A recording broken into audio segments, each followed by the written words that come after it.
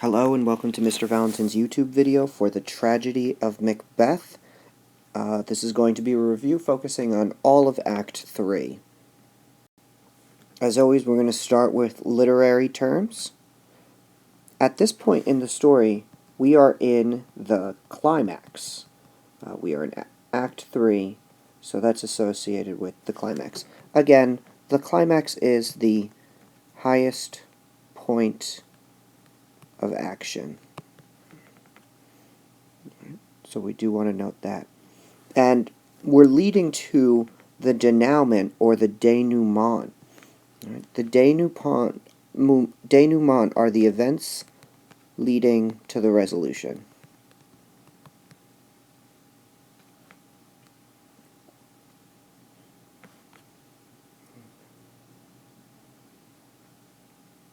What we'll see in this scene, or act rather, is kennings. Remember, kennings is a two-word poetic renaming of someone or something.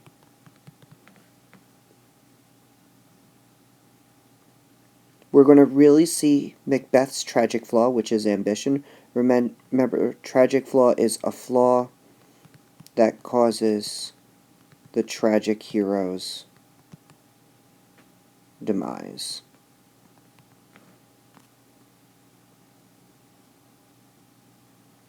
We'll also be seeing allusions. Remember, an allusion is a reference to a literary or historical person, place, or thing.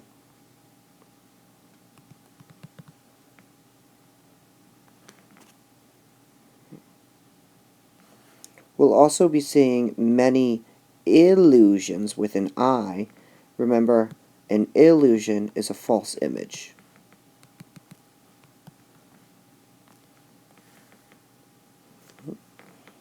We'll be seeing metaphors. A metaphor is a comparison that does not use like or as.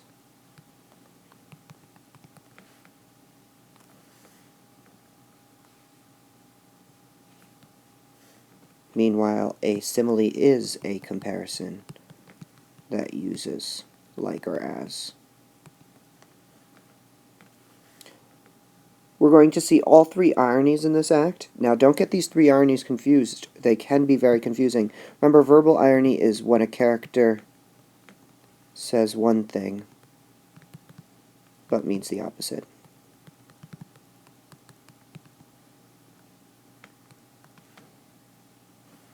Alright, what we have here is really a lot of what we call sarcasm. Situational irony.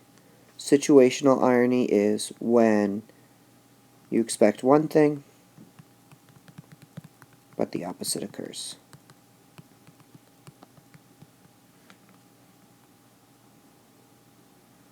And then we will have dramatic irony. Dramatic irony is when the audience knows more than the characters.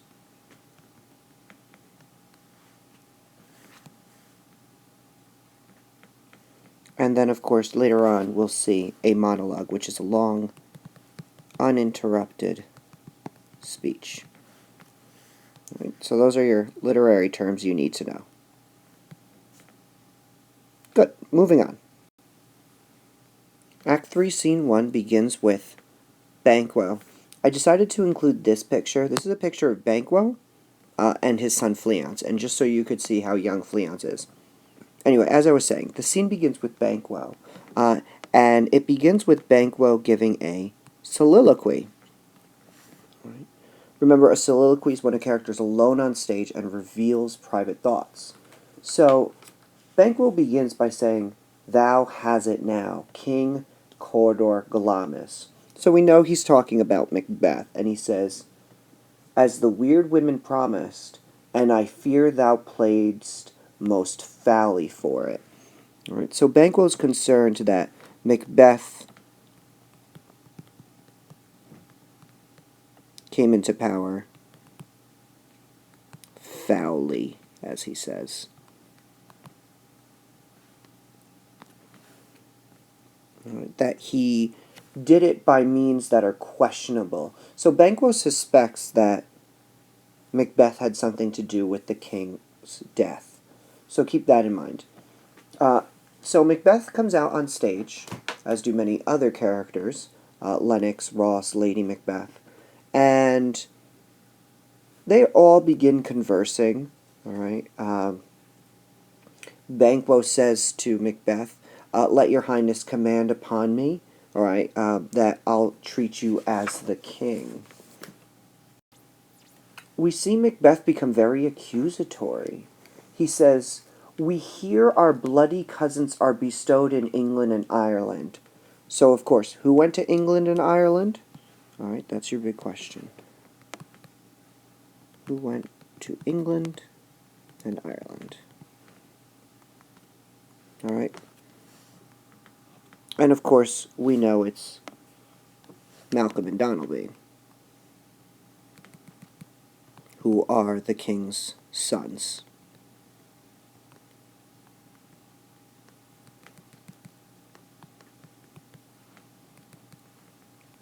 Good. All right, so keep that in mind. All right, that he's talking about them when he calls them the bloody cousins.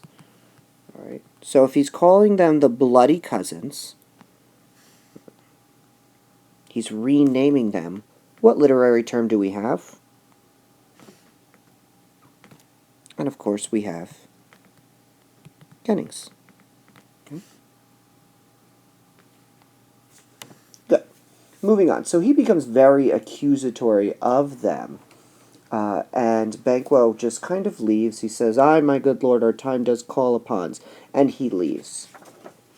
And so begins. The servant leaves, and so it just leaves Macbeth alone on stage. So here, Macbeth is alone on stage. So Macbeth, too, also has a soliloquy. And in his soliloquy, he begins by saying, "To be thus is nothing, but to be safely thus." And this is a very important quote. To be thus is nothing, but to be safely thus.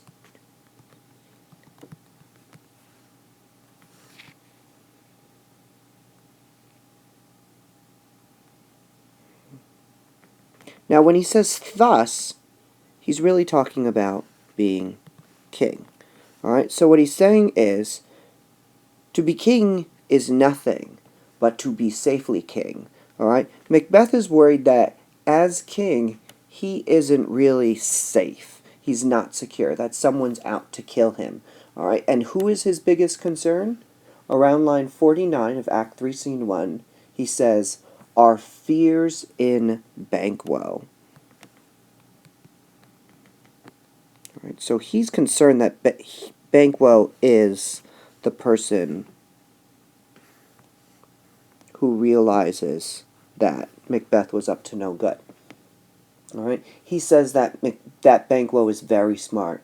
All right, that he hath a wisdom that doth guide his valor. All right, we see a strong allusion to Antony and Cleopatra or Julius Caesar. All right, my genius is rebuked, as it says Mark Antony was by Caesar. All right, and Macbeth's other biggest concern is that Macbeth's crown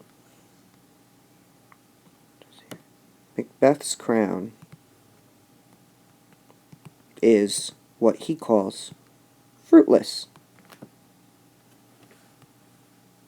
What do they mean Macbeth's crown is fruitless? And of course by that they mean Macbeth has no children. This idea that he has no children is emphasized just shortly thereafter when he says that his scepter, the scepter's like an item that a king would hold. It's a lot like a king, like a cane rather. He calls his scepter barren, meaning if something's barren, it has no children. All right, so we see these kind of ideas. I just want to show you another picture of maybe what Macbeth might look like, all right, as he contemplates to be thus is nothing but to be safely thus. Right? So we see this idea kind of continued. And Macbeth's speech gets a little strange. We see a little more kennings when he refers to the, quote, common enemy of man. And the common enemy of man, of course, is the devil. All right. So we see that reference. And we also see that Macbeth challenges fate.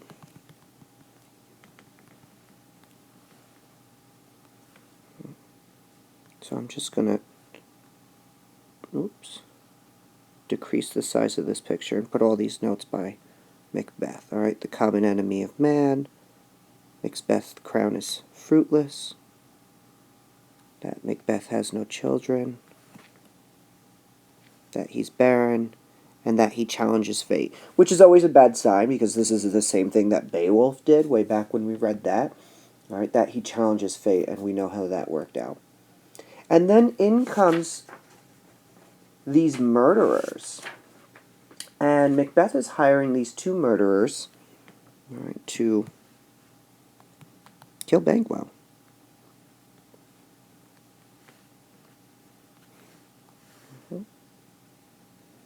All right, so keep that in mind, that's why they exist. All right, and the way that Macbeth kind of coerces them into killing them is, or killing Banquo rather, is by demanning them.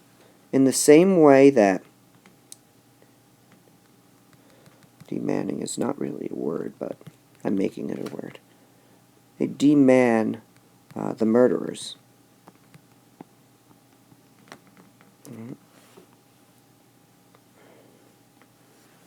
What Macbeth says to them kind of makes them feel weak. The same way Lady Macbeth did it to him earlier on. All right, he says to them, all right, I, in the catalogue ye go for men. This is around line 93. And by that, he kind of means if you qualify for a man, all right, if you were men, you would kill Banquo, which is the same thing that Lady Macbeth said. All right, so Lady Macbeth said to Macbeth way early on, all right, if you were a man, you would kill Duncan. All right, so we see a parallel between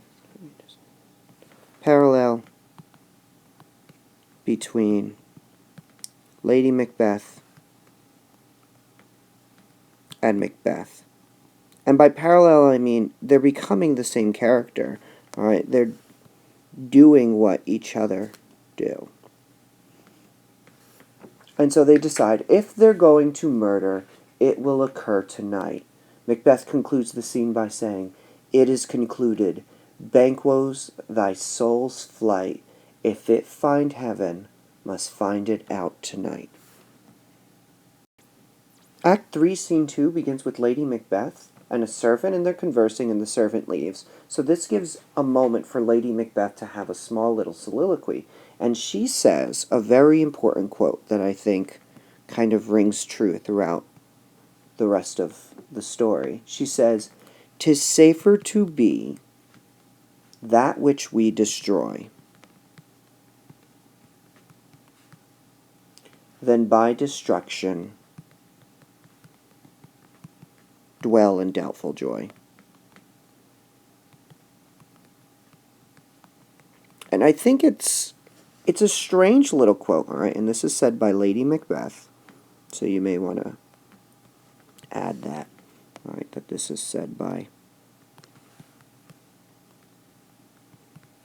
Lady Macbeth.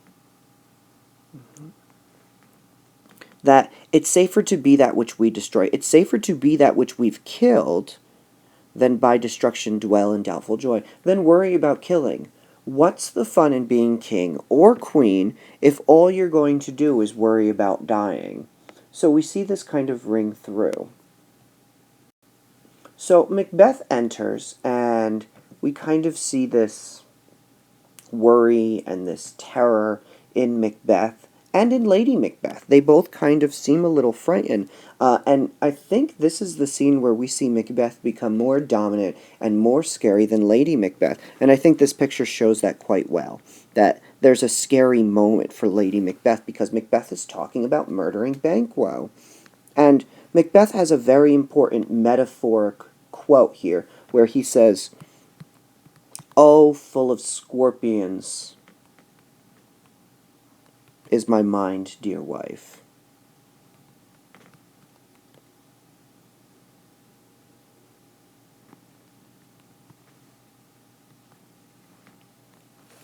And I think this is a really important quote from Macbeth, because Macbeth is acknowledging that his mind is, quote, full of scorpions. And by full of scorpions, what does he mean? He means that his mind is full of poison. All right, that he's sickly, that he's not acting in correct manner. So we have this strange little moment, and I think what's also important to note is that they realize that the only way they're going to stay safe is by hurting more people. So besides this picture, I wanted to pull up this picture. It's possible, and because it's a play, we don't get that much direction, that maybe Lady Macbeth really enjoys Macbeth versus the last picture that we saw, that Lady Macbeth is kind of like, wow, you're going to kill Banquo. That's great, and maybe she's like a little eroticized by it. So this could be an exciting moment for Lady Macbeth. All right, so we see two different pictures. Anyway, moving on. All right, so what I think is an important quote, and this is a quote from Agamemnon, which is an epic. All right, and so I'm going to give you the Latin quote. So the Latin quote is, I want it in nice big letters for you. Here we go. Because it's very important. All right, this is a very famous quote in Latin from Agamemnon.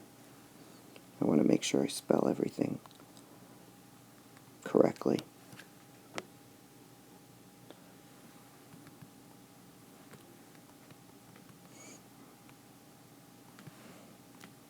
All right. Per scalera semper scaleribus tutum est ater. All right, let me do it like that. There we go. All right.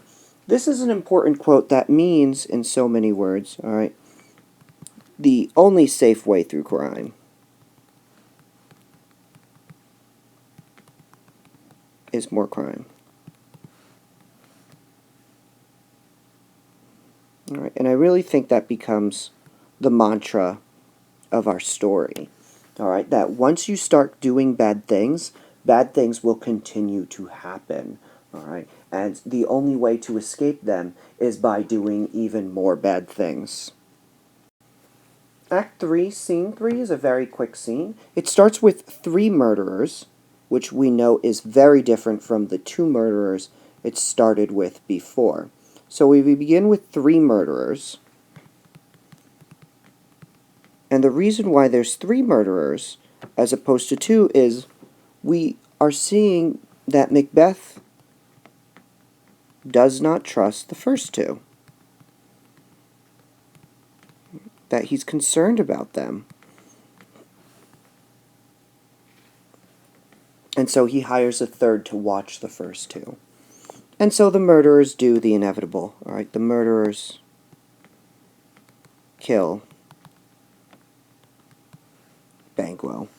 All right. But what they fail to do, all right, is they fail to kill his son. They fail to kill Fleance. All right. And they're so dumb, all right, that they say after killing him was, "There's but one down, the son is fled." And they say, "Well, let's away and say how much is done." Like, well, good enough.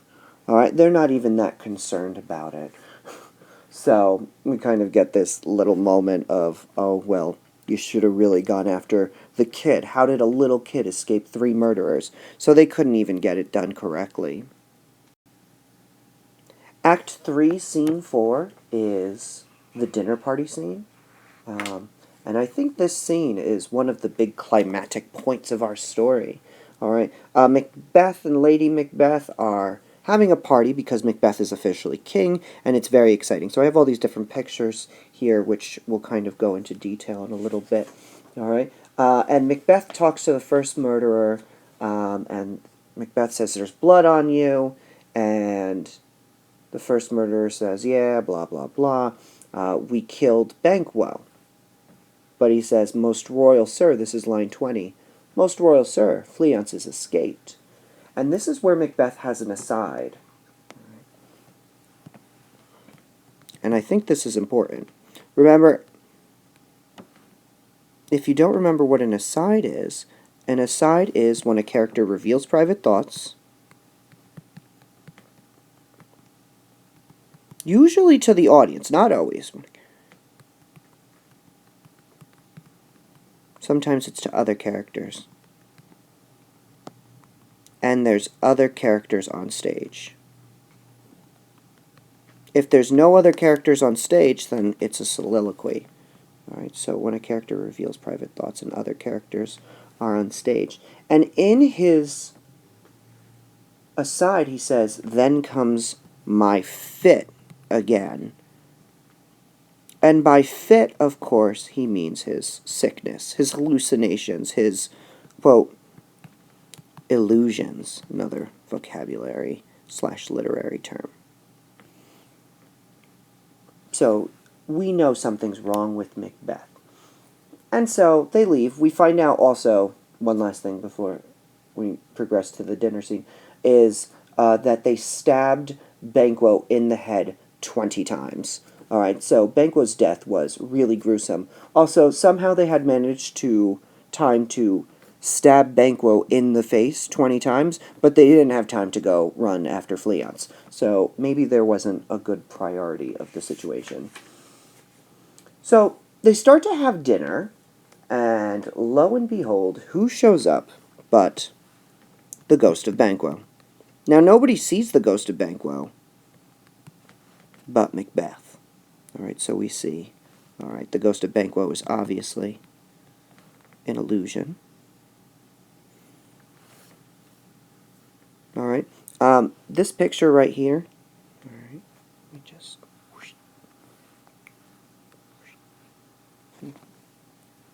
to look, alright, it could be portrayed a whole bunch of different ways. They might be all powdered up so that they really look like a ghost. This one has more of like a bloody kind of picture. Alright, so, and his face is covered in blood because he was stabbed in the face. So he would be walking around stage, kind of taunting Macbeth.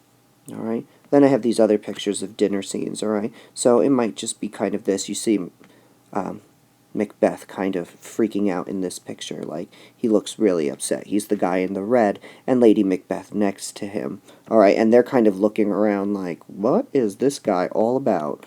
And then in this scene, if I could increase it, there we go. Alright, we kind of see, alright, Macbeth pointing, and they all looking, alright, and they're probably like, what is he looking at? So, I'll keep this picture because I like this picture. Alright, so the ghost comes out, alright, and Macbeth starts screaming and yelling, alright? They're like, "Sir, take a seat." And Macbeth says, "The table's full." And Lennox looks at the seat and he's like, "No, there's a place reserved right here for you." And Macbeth says, "Where? The table's full." And then he starts criticizing them. He's like, "Which of you have done this?" This is line 48. "Which of you have done this? Thou canst not say I did it. Never shake thy gory locks at me." So he really feels like someone's playing a trick on him. Lady Macbeth is totally in a panic. So her response is, "Worthy friends," she's talking to all the men, "my lord is often thus and has been from his youth. Pray you keep seat," alright? She's trying to calm them down. They're like, "It'll pass in a minute. This fit is momentary." This is line 55. And then she has an aside to Macbeth where she starts criticizing him. She's like, "Are you a man? All right, you need to like fix yourself and control yourself. You need to act proper." She says, "Oh, proper stuff." All right, and she says, "This is the very painting of your fear. This is the air-drawn dagger. You've had a lot of these crazy sicknesses and illusions." So, Lady Macbeth is trying to calm down Macbeth. And Macbeth's only response is kind of nonsense. He says, "Those that we bury back, our monument shall be the maws of kites." All right? So let me just write that quote down, because this is a great quote. Our monuments shall be the maws of kites. Good vocabulary words here. All right, monuments. Monuments might be like your memories.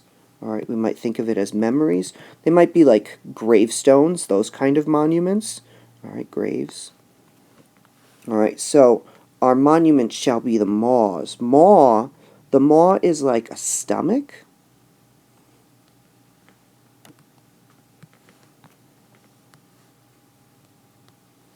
All right, kites are birds that are flying overhead. Usually they're associated with ravens. All right, and as we talked about before and in class, is that ravens eat dead things. What we call, if they eat dead things, we call it carrion. All right, carrion are dead things.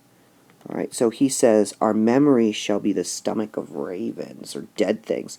What I think Macbeth is saying partially here is that Macbeth is dead on the inside, that his insides are covered with chain.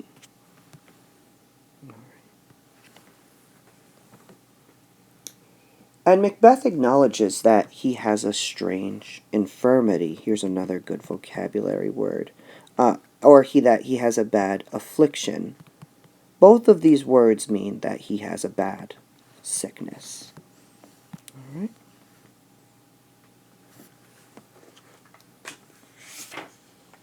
Moving on.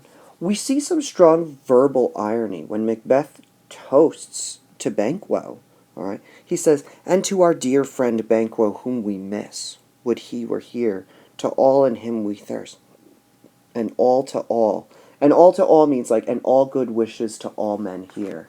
All right. So Macbeth kind of thanks Banquo. Meanwhile, he's the one who killed him. So again, we see strong verbal irony, a bit of sarcasm from his end.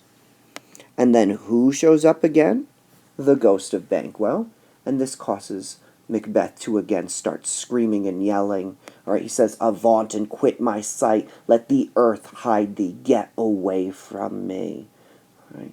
And he says, "What man dare? I dare approach thou like the rugged Russian bear." So we see a strong simile in the quote, "Approach thou like the rugged Russian bear." All right. Like the rugged Russian bear. And he says the Herkin tiger. So these are obviously similes. We get that. But these are also allusions. If you read the Aeneid, which I don't know why you would, because you are youngins in 10th grade. All right. In the Aeneid, the main character fights a Russian bear and a Herkin tiger, allusion to the Aeneid. So you should know that. All right. Continuing on. All right. Macbeth just kind of seems defeated after the whole scene, that this took a lot of energy out of him. All right. And he goes on to say, "Blood will have blood." All right. That blood will continue to be shed, which kind of gives us hope for an exciting story, but kind of a sad insight into Macbeth's state of mind. All right. And Macbeth decides at the end of this scene, all right, that he's going to go see the witches. All right. So Macbeth is going to go see the witches.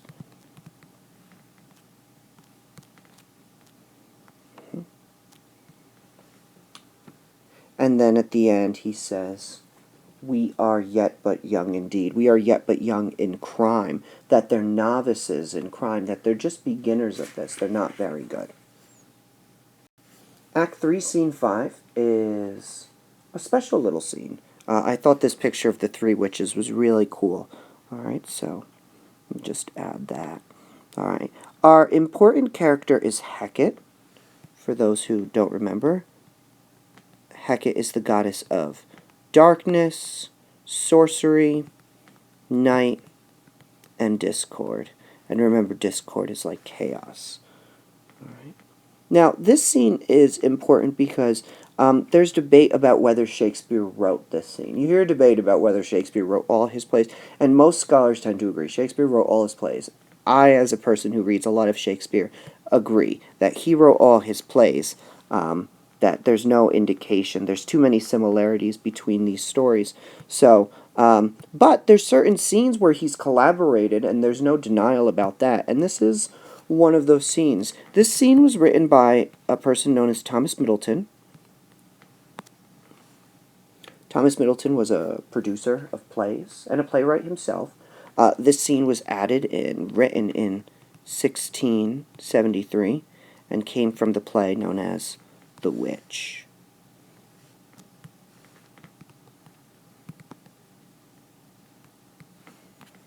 And he liked the character of Hecate, felt that she really added.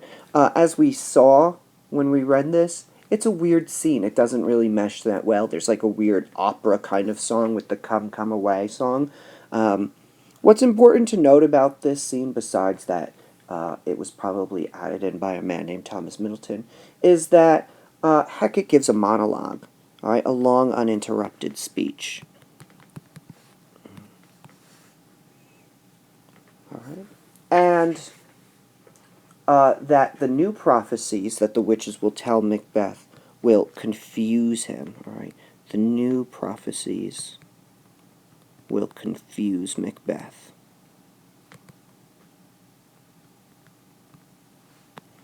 In fact, her quote is a very good quote. She begins by saying, and this is around line 28 and following, she says, as by the strength of their illusion shall draw him unto his confusion, he shall spurn fate, scorn death, and bear his hopes above wisdom, grace, and fear. And you all know security is mortal chiefest enemy. Alright, so I think that's a really important quote, because they really want to confuse Macbeth. Alright, so as by the strength of their illusion shall draw him unto his confusion.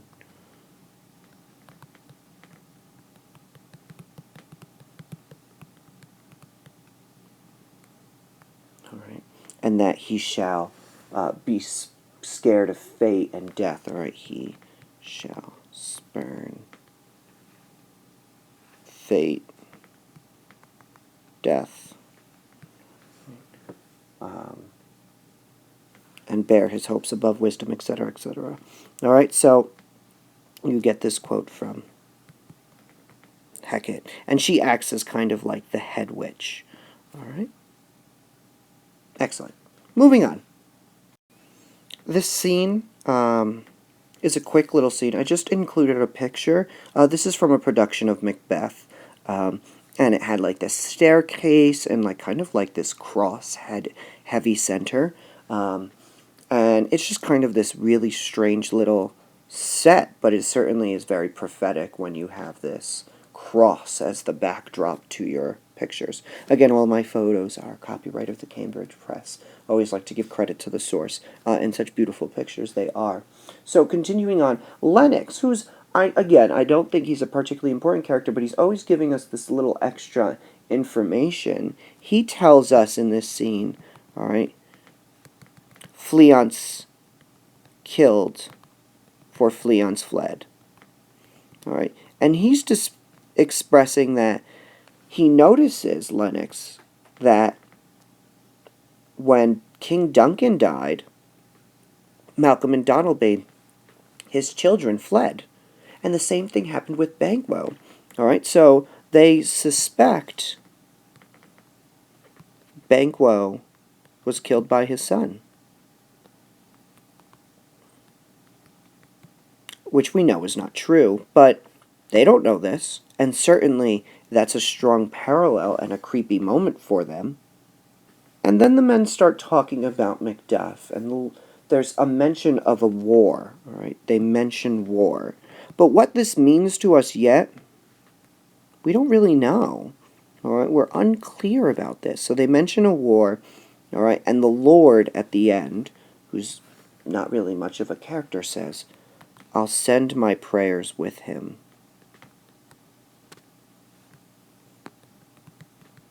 But the hymn that he's talking about is Macduff.